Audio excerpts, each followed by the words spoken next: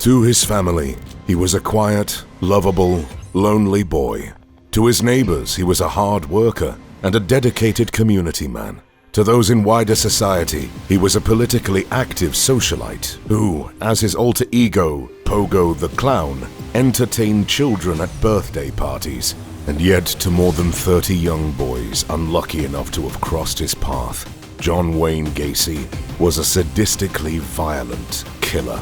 We've already covered some of history's greatest villains on this channel, but none so far were able to conceal their murderous ways as completely and as convincingly as the man the media dubbed the Killer Clown. In today's video, we'll take a long, hard look at the life of John Wayne Gacy and answer questions like, how was he able to fool his wives, children, friends, and business partners? To what extent did his father's homophobia turn Gacy into a serial killer? Why did the police mishandle so many of the charges brought against him? And did Gacy really work alone?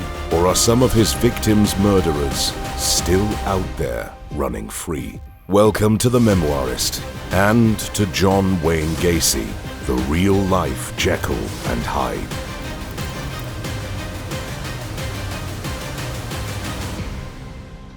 Who was John Wayne Gacy?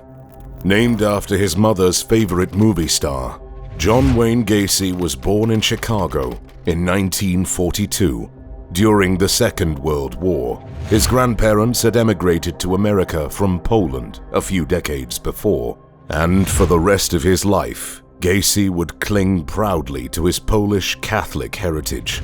An overweight and unathletic child, the shy Gacy found comfort in the compassion of his mother and two sisters, displaying a femininity which only served to attract his father's wrath. You see, the patriarch of the family, John Stanley Gacy, was a veteran of World War I, and probably due to the trauma of the war, was also an alcoholic. He'd spend almost every evening drinking alone in the basement of the family home, holding imagined conversations with friends who died in France. When he re-emerged hours later, he would often turn his anger and grief upon the juvenile John, calling him a sissy and a mama's boy, disgusted by the idea that his only son might grow up queer. Of course, it didn't help matters that John Wayne Gacy was indeed queer, and in mid-century Illinois, Gacy's open bisexuality put him at odds with mainstream society. When, at the age of 7, an older male friend of the family began sexually assaulting Gacy, the young John Wayne was too afraid of what his father might think to report the crime. In school, following brain damage suffered when he was hit on the head by a playground swing, Gacy's grades declined. His ability to maintain friendships suffered too, perhaps due to his many long stints in hospital, caused by blackouts probably brought on by the earlier head injury. In short, John Wayne Gacy's childhood was typical of many serial killers' early experiences. He was abused both physically and emotionally by the man he admired most in life, as well as by other men around him. He suffered brain trauma and frequent illness, which, paired with his sexuality, made it difficult for him to fit in. As a result, by his late teens, John Wayne Gacy had developed a unique set of coping mechanisms which would soon enable the mass murder of young men. He internalized his suffering, mentally detaching his actions from their consequences, and thus ridding himself of any feelings of guilt or blame. Unable to find approval at home, he instead strove to find it in wider society, and before long would make a name for himself as a generous, hard-working, and community-spirited man. But little did the people around him know, the horrific abuses of John Wayne Gacy's formative years never left him. They were still there, deep down inside, just waiting for an opportunity to come out. The Perfect American. How John Wayne Gacy fooled a nation. Long before the Killer Clown took his first life, he was enacting the same abuses visited upon him in childhood on other young boys.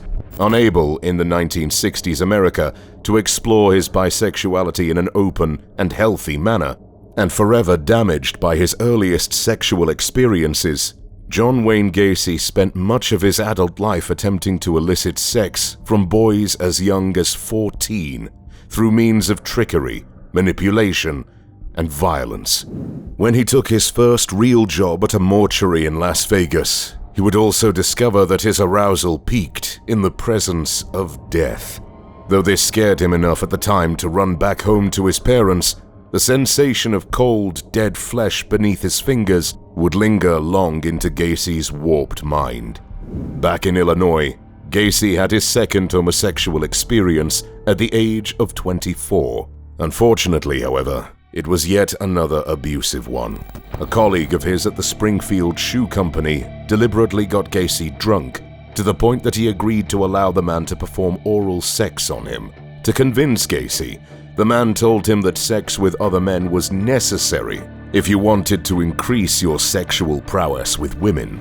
Just a few years later, Gacy would begin routinely using these exact same lines to con his own victims into letting down their guard. Whether they were the boys he employed to work for him, hitchhikers picked up from the side of the road, or vagrants lured home from Bughouse Square in Chicago, Gacy spent much of his 20s duping or otherwise forcing young men to have sex with him.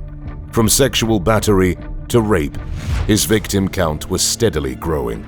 Strangely though, this lonely and creepy sexual predator was not the John Wayne Gacy that most people knew. Believe it or not, from the outside, Gacy was a true pillar of his community. Despite never having graduated high school, when Gacy got back to Illinois from his mortuary job in Nevada, he somehow enrolled at the Northwestern Business College, graduating in 1963. The following year, whilst working as a salesman, he got hitched to his first wife and co-worker, Marlyn Myers. For a while, in what he would later describe as the perfect years, Gacy's fortunes appeared to improve at a rapid rate. His father-in-law purchased 3 KFC restaurants in Waterloo, Iowa, and gave Gacy the job of running them, a salaried position which pulled in around $144,000 a year in today's money. With good money coming in and a child on the way, Gacy donned the all-American cap of domestic bliss to which so many children of the post-war baby boom strived. At the same time, Gacy's involvement in politics, which had started at the age of 18 as a member of the Democratic Party, continued with his membership in the Jaycees. The Jaycees, or the United States Junior Chamber, was a little like a nationwide fraternity, an all-male club where men could develop their leadership and business skills and participate in community service. Interestingly, former JC members include several ex-presidents, such as Bill Clinton, Gerald Ford, Richard Nixon, and Ronald Reagan, as well as fellow serial killer Ed Kemper. John Wayne Gacy worked tirelessly for his local JC chapter, wherever he was, and quickly proved himself a valuable asset to the organization. In Springfield, he was named Key Man, as well as the 3rd most outstanding JC in all of Illinois. By the time he and his wife moved to Iowa to manage the KFC restaurants, Gacy was well established as a JC. A self-confessed workaholic, Gacy would clock off from his 12 to 14-hour days and go straight to work as vice president of the Waterloo Jaycees. Even serving on the board of directors, he'd also throw regular parties for his fellow members, although, in an homage to his more troubled side, these would often include screenings of illicit hardcore pornography and recreational drug use. From the outside then, John Wayne Gacy was shaping up to be a poster board American man, so much so that when his parents and sisters came to visit him, his wife, and their newborn daughter in July 1966, his father finally apologized for how he treated John Wayne as a child. Gacy's father pulled him to the side, shook his hand, and said, "Son, I was wrong about you." For Gacy, who had never struck back at his father, no matter how many times he was beaten, who had instead spent his life seeking his father's approval, it finally felt like he had earned it. Yet, his father's homophobia had not abated. John Stanley hated homosexuals, whom he called fruit pickers, a term which his son adopted, after later stating, "I ain't no fruit picker." It is interesting to note that it was only after gaining the spoken approval of his father that Gacy began to use force in his dealings with other queer men. Now, I may be no psychologist, but it takes no great stretch of the imagination to see that by inflicting pain and trauma on other gay and queer men, Gacy was perhaps subconsciously seeking to further appease his dad, whilst detaching himself from the aspects of his identity his father so despised. Whatever the reason, Gacy's sexual interaction with men took its first seriously dark turn in August 1967, when he assaulted the 15-year-old son of a local politician and fellow Gacy. Gacy lured young Donald Voorhees Jr. to his house with the promise of showing him some heterosexual porn. Once there, however, he got the youngster drunk before telling him, "You have to have sex with a man before you start having sex with women," in an eerie echo of his own former abuser. The following spring, Voorhees Jr. plucked up the courage to tell his father what Gacy had done. His father immediately called the police, and Gacy was arrested on charges of oral sodomy, as well as with the attempted assault of another 16-year-old. Yet John Wayne was so confident in his own innocence, either because he had dissociated himself from his crimes, or because he believed in his ability to lie, that he actually asked the police for a polygraph test, and then failed it. Indicted on a sodomy charge on May the 10th, 1968, the community man whom neighbors knew and loved was suddenly in danger of losing it all. A model prisoner. In a pattern of behavior Gacy would return to time and again, he refused to admit any fault in the Voorhees allegations. Instead, he paid an 18-year-old employee of his to assault Voorhees in an attempt to intimidate the boy from testifying. Of course, this immediately backfired, and Gacy was pressed with further charges. As a result, the court ordered Gacy to undergo psychiatric evaluation. After 17 days of diving deep into the depraved mind of the future killer, doctors at the University of Iowa Psychiatric Hospital diagnosed John Wayne Gacy with antisocial personality disorder, in effect, diagnosing Gacy as a psychopath. The doctors were struck by the KFC manager's complete refusal to accept any responsibility for his actions. They said he painted himself as the victim and warned the court that Gacy's behavior pattern was likely to bring him into repeated conflict with society.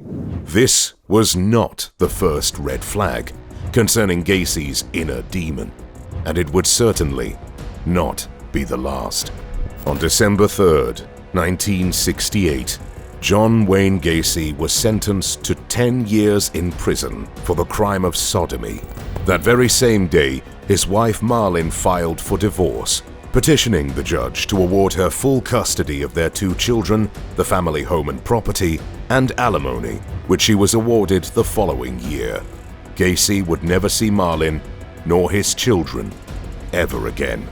In the end, one of America's most disturbed and disturbing serial killers would only serve 18 months of his 10-year sentence. The reason for his early release, good behavior, serves an important point in our story. It shows just how convincing Gacy's good guy act could be. In his 18 months in Anamosa State Penitentiary, Gacy became head cook, increased the prison's JC membership from 50 to 650 men, and succeeded in winning an increase to the inmates' daily mess hall pay.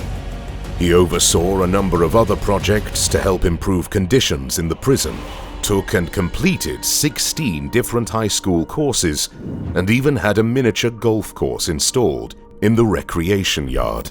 which remains in use to this day. John Wayne Gacy was a model prisoner. Just like how in mainstream society, he had appeared a model American. The only difference in Anamosa State was that the inmate population were all adult and thus too old for Gacy's pederast fantasies. In June of 1970, Gacy was granted parole. Emotionally ruined by the passing of his father, news of which had caused him to collapse in floods of tears in his prison cell, he decided to move back in with his mother in Chicago.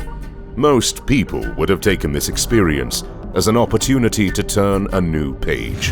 In Gacy's case, however, not only had he thrived in prison and deceived the parole board into releasing him early, he had also been symbolically released from his father's grip. It would not be long before John Wayne Gacy's killer instincts reached a crescendo, unleashing the killer clown. The trick is, you have to have the key. Less than 8 months after his release from prison, John Wayne Gacy was charged once again with sexual assault. He'd picked up a teenager from Chicago's Greyhound bus terminal, one of his favorite cruising spots, and tried to force the boy into sex. The boy escaped long enough to press charges, but by the time Gacy's court date rolled around, he was nowhere to be found, and the charges were dropped. Why the boy disappeared is unknown, though we can take a guess. A similar allegation of sexual battery against another teenager also failed to send Gacy back to jail in the summer of that same year.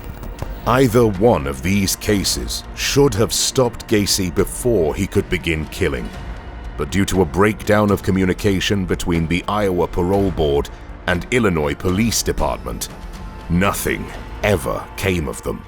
Instead, Gacy was free once more to build around him the kind of life that would mask his sinister side from the public, his colleagues, and even his second wife, Carol Hoff, who he married in August 1971, just a couple of months after the sexual battery charge was dropped.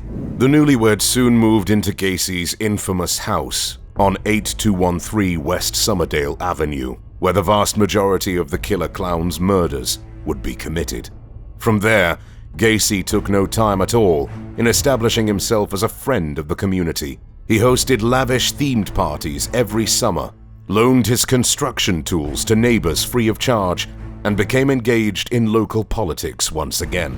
By mid-1973, John Wayne Gacy was able to quit his job as a line cook in a Chicago fast food restaurant and focus full-time on his own company, PDM Contractors, a painting, decorating, and maintenance firm, which he'd been slowly growing since his release from prison.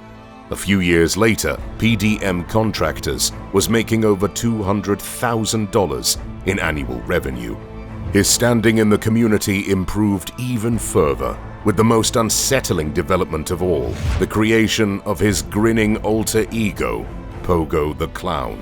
In late 1975, Gacy joined a local clown club and began performing tricks as Pogo at birthday parties, political functions, charity events, and even children's hospitals.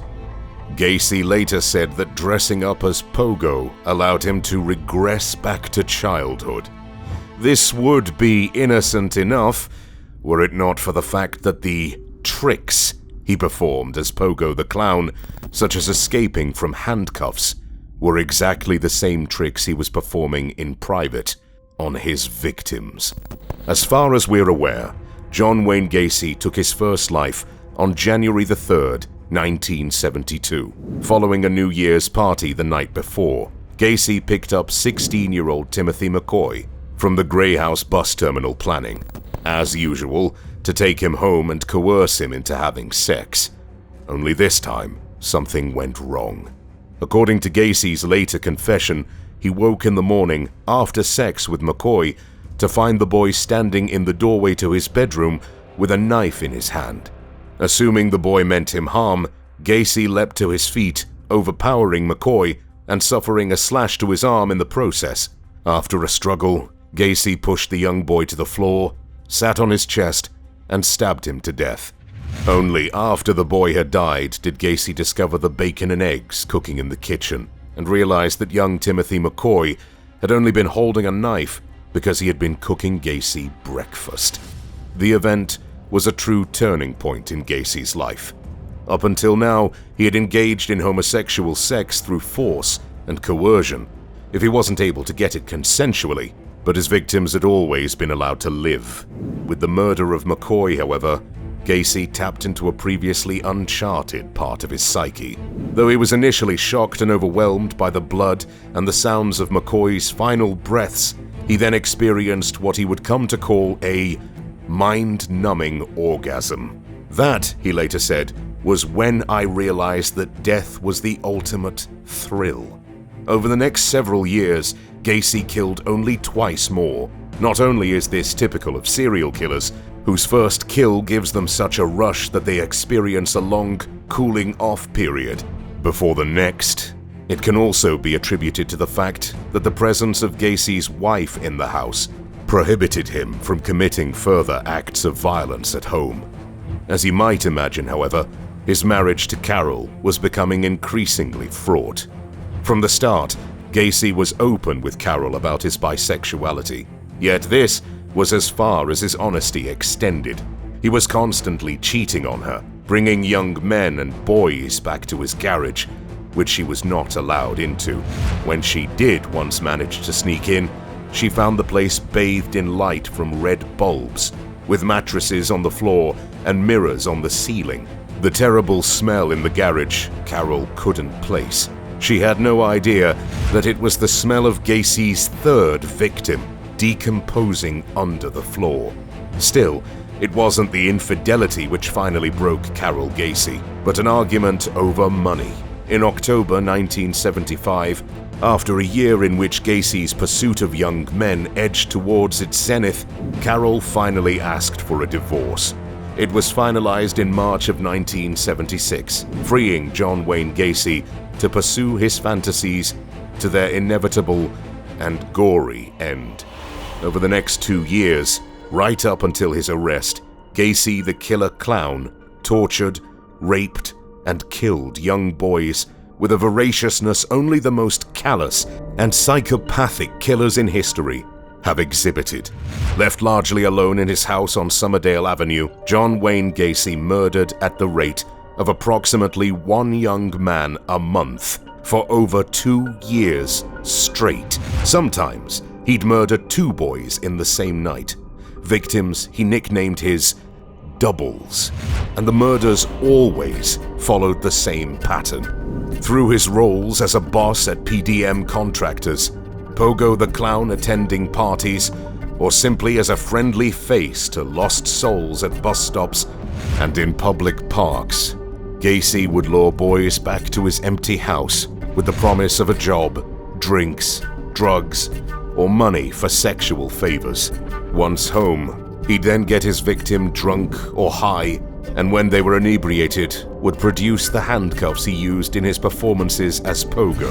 "Let me show you a magic trick," he'd say, before cuffing his own hands behind his back and escaping thanks to a key concealed between his fingers. Gacy would then offer to show his unsuspecting victim how to do the trick themselves. Once handcuffed, however, he would reveal to them that they were in fact now trapped. Smiling sadistically, he'd reveal to each poor young boy their terrible fate. "The trick," Gacy would say, "is you have to have the key." John Wayne Gacy rarely deviated from this routine. Just as important to him was what came next. First, he'd taunt his victims, people who, he told his attorneys, he believed were not human. We can only guess that he probably used the same language his father had used against him as a child, calling the boys under his control patsies, fruit pickers, and sissies. Gacy was aroused by his victims' fear. He would tell them in explicit detail what he was going to do to them, and he would deliberately draw out their suffering. Typically, Gacy would start by sitting on his victim's chest, forcing them to fillet him. Next, he'd burn them with cigars, rape them, then penetrate them with various objects, and perhaps then force them to crawl to his bathroom, where he would partially drown and repeatedly revive them in his bathtub. Once Gacy had sufficiently aroused himself at the expense of his victims, he would complete his fantasy by strangling them with a rope tourniquet, gleefully informing them, "This is the last trick." Gacy murdered all but 2 of his victims between 3 and 6 a.m. And despite one of his neighbors later reporting that she was regularly woken by the sound of screams and sobbing, he got away with it all. Other killers, such as Ted Bundy, who we've also covered on The Memoirist, would at this point take trophies from his victims, sleep with their bodies, and revisit their decaying corpses to reenact his fantasies. But not Gacy. For Gacy, the thrill was in the sexual gratification of the torture and brutally protracted murder of his victims. Once they were dead, he wasted no time in hiding the evidence. The house at 8213 West Summerdale Avenue had a crawl space below it, and Gacy would often send his PDM employees down there to dig holes, supposedly for laying drainage pipes. In essence, he kept the crawl space prepared to receive new bodies at any given time. All in all, Gacy buried 26 bodies in the crawl space beneath his house, 1 below the floor in his garage and 1 in his backyard. At least 5 he dumped into the Des Plaines River once the crawl space had become too full. To mask the awful stench of the nearly 30 decomposing corpses buried in and around his property, Gacy would routinely pour quicklime into the space, or worse, have his employees do so. Eventually, however, Gacy's luck ran out. In December 1978, Gacy picked up 15-year-old Robert Piest from a local pharmacy store with the promise of better paying work. Back on West Summerdale, Gacy got Piest in handcuffs before saying, "I'm going to rape you, and you can't do anything about it." Naturally, the young boy began to weep, though this did nothing to soften Gacy's brutality. If Piest begged to be killed instead of endure any more torture, the killer clown would have only told him what he told all his other victims who asked for death: "I'm getting round to it." But when Robert's family filed a missing persons report, John Wayne Gacy was immediately named a suspect. What followed were 8 days of intense surveillance and investigation by the police department, culminating finally in a drunken confession from the killer and the discovery by police of the graveyard beneath his house. Confessions of a killer. Gacy eventually caves. Pressure had been mounting on Gacy all throughout 1978.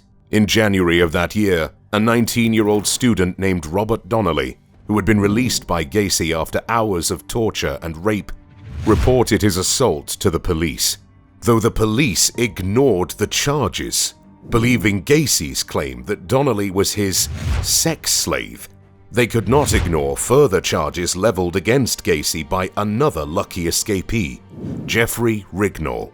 Soon, John Wayne was facing trial for battery. By the time Gacy was named in the Robert Piest missing persons case, the police were finally beginning to piece together all of the various charges leveled against the killer clown. Thus, it was only a matter of time before he was caught. Succumbing to the pressure, Gacy wandered drunkenly into his lawyer's office on the evening of December 20th, 1978, and began to talk. In what we can only imagine must have been a gut-churning account of his countless, horrific, gory, merciless crimes, John Wayne Gacy told his lawyers everything. "I've been the judge, jury, and executioner of many, many people," said Gacy, with a mixture of pride and lamentation. He dismissed those victims as people of no worth, calling them male prostitutes, hustlers, and liars, whom he buried in his crawl space because they had, according to him, become his property. Gacy's attorneys were in fact so terrified by the monster now revealed to them that they asked the surveillance officers in their patrol car outside to come in for coffee and donuts. The following day, armed with a second search warrant for Gacy's home, police drained the deliberately flooded crawl space on West Somerdale before entering it with shovels. Minutes later, evidence technician Daniel Genty called out to his colleagues. "You can go ahead and charge him with murder," he shouted. "I think this place is full of kids." Kiss my ass. Reflections from Death Row. It took a jury less than 2 hours to find John Wayne Gacy guilty on 33 counts of first-degree murder, sexual assault, and taking indecent liberties with a child. After a further 2 hours of deliberation, the same jury sentenced Gacy to death by lethal injection. During the trial, 3 of Gacy's surviving victims, Donald Voorhees Jr., Jeffrey Rignall, and Robert Donnelly, took to the stand. So incredibly terrifying had their ordeal at the hands of Gacy been that only one of the victims, Robert Donnelly, was able to complete his testimony without vomiting or breaking down in tears. It was also revealed to the jury the extent of John Wayne Gacy's historic crimes. And despite his defense attorney's best attempts to find Gacy innocent by reason of insanity, it was clear to anyone who looked at the evidence that here was a man who knew exactly what he was doing, every step of the way. The killer clown was, at the time of his conviction, responsible for the most murders committed by a single person in the history of the United States. He was transferred to the Menard Correctional Center in March of 1980, where he was incarcerated for 14 years, until on May 9, 1994, following a private family picnic for his last meal of Kentucky Fried Chicken, fried shrimp, and French fries, John Wayne Gacy was executed by the state. Not, of course, before he could fire off one last quip, encapsulating forever the complete lack of empathy he had for any one of the 33 boys whose lives he had ended. "Kiss my ass," said Gacy to the observers, before the poison entered his veins, and he was given, as one prosecutor put it, a much easier death than any of his victims. And so the life of one of America's most sadistic and terrifying serial killers was ended. But a mystery still remained. Why did it take so long for John Wayne Gacy to be brought to justice? After all, he had almost constantly been on the police's radar.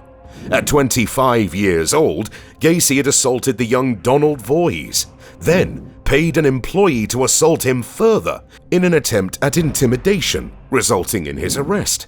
He'd been charged not once, but twice with sexual assault within just months of his release from prison, following the Voorhees conviction. In 1973, he had raped a teenage employee of his on a business trip to Florida and been beaten up for it on his front lawn. He then attempted to rape another teenage employee, Anthony Antonucci, before telling him, "You're the only one who got out of the cuffs." Gacy had also told another employee, "You really don't know who I am.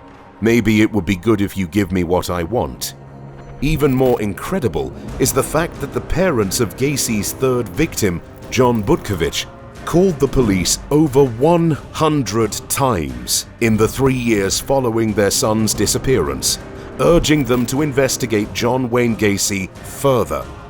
Moreover, each time a PDM employee went missing, only to turn up later under Gacy's house, Gacy had been questioned and yet never arrested. Then there was Robert Donnelly's graphic report of assault, which was overlooked by police in favor of Gacy's story that the boy was his consensual sex slave.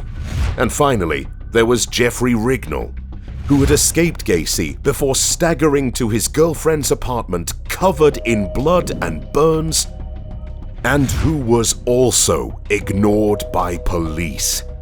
How on earth, you may be asking yourself, Could so many allegations come to nothing? The answer?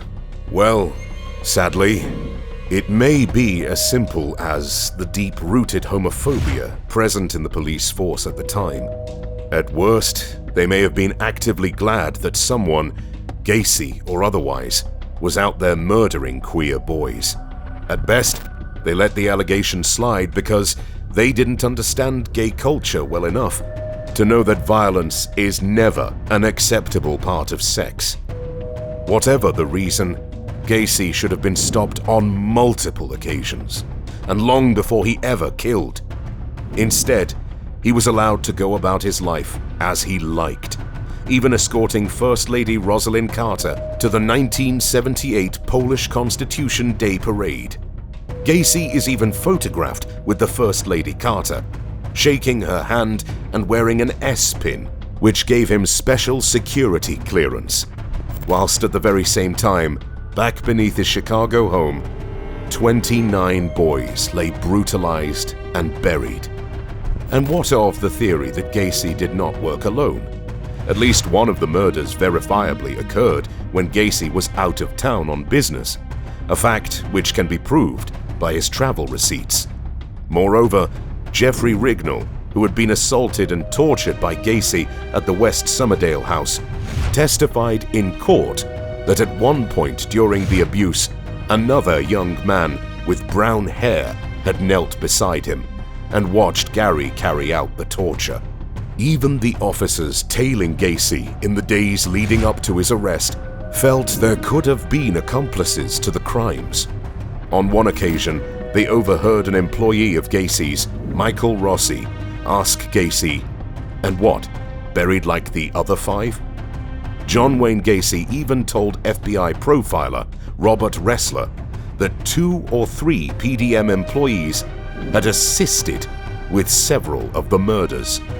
Unfortunately for the victims and their families, we will never know whether the accomplice theory is true, nor, if it is, who of Gacy's former employees helped him commit such heinous crimes. But if you ask me, I'd say that while Gacy finally got what was coming to him, there are those still out there who did not. Thank you for watching this episode of The Memoirist. If you liked this profile of America's most sinister clown, hit the subscribe button to make sure you don't miss our next one.